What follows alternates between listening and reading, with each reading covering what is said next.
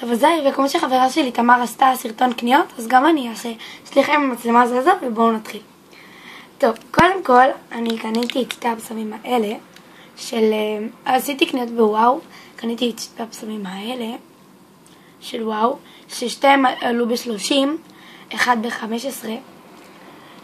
כן, זה בשמים עם ריח מאוד מאוד, תקשיבו, זה ריח מושלם, זה ריח טוב בטירוף, אתם חייבים לקנות. שתי הבשמים האלה לדעתי היו הריח הכי טוב שם, אז קניתי את שתיהם. אוקיי.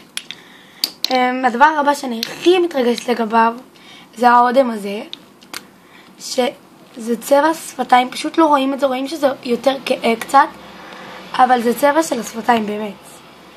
זה ממש צבע של השפתיים, ואני שם את זה על השפתיים וכאילו לא שמים לב, אבל כאילו הקטע ששימו לב טיפה, שמת אודם, אבל טיפה לא שמים לב שזה אודם ממש יפה.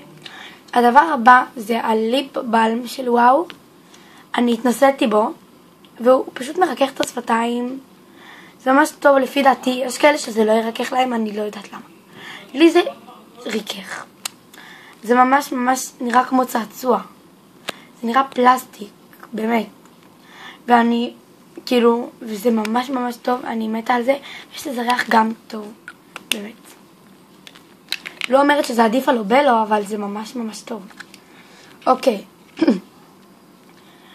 הדבר הבא זה הלק של וואו. זה לק כזה ורוד, מהמם. זה מספר 360. זה ממש לק מהמם. פשוט מהמם.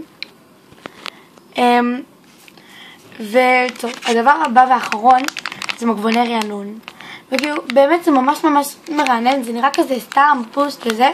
ואני באתי אחרי ריצה הביתה, מזיעה. ואני פשוט ניגבתי את הפנים, ואתם לא מבינות איך זה רענן אותי.